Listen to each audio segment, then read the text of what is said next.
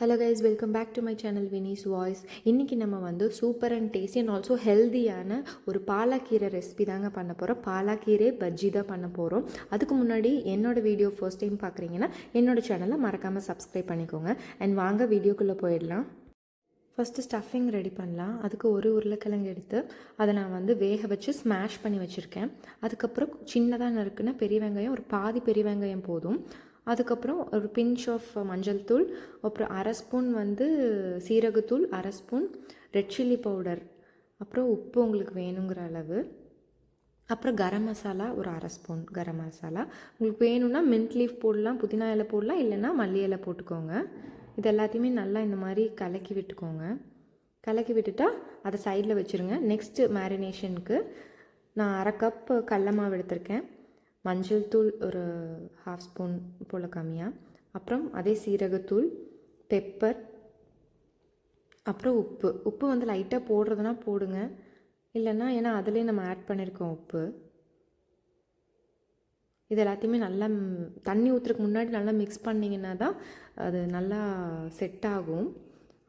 அப்புறம் தண்ணி ஊற்றிக்கோங்க. உங்களுக்கு வேணுங்கிற அளவு கொஞ்சம் கொஞ்சமாக தண்ணி ஊற்றிட்டு அதை அப்படியே மிக்ஸ் பண்ணி அந்த கன்சிஸ்டன்சிக்கு கொண்டு வாங்க. இந்த மாதிரி இருக்கணும் அந்த கன்சிஸ்டன்சி.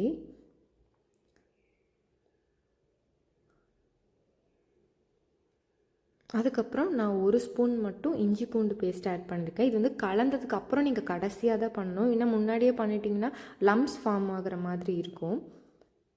அவ்வளோதான். இந்த ரெண்டும் எடுத்துகிட்டு அந்த பாலக்கீரையில் சிங்கிள் லீஃபாக இருக்கும் இல்லைங்களா, அதை எடுத்துக்கோங்க. அதில் ஃபர்ஸ்ட் வந்து நீங்கள் இந்த உருளைக்கிழங்கு நம்ம ஸ்டஃப் ரெடி பண்ணி வச்சுருந்தோம்ல, அதை வந்து ஒரு லீஃப் மேலே இந்த மாதிரி ஸ்டஃப் பண்ணிக்கோங்க. கோட் பண்ணுற மாதிரி வச்சுக்கோங்க. ஸ்டஃப் பண்ணி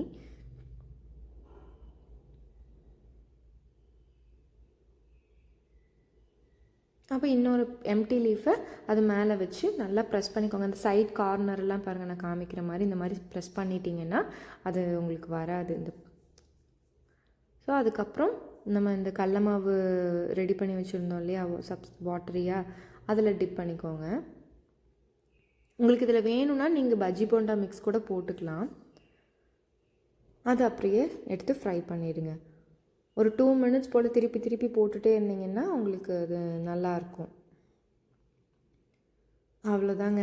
super and tasty and also ஹெல்த்தியான பாலாக்கீரை பஜ்ஜி வந்து ரெடி ஆகிடுச்சு.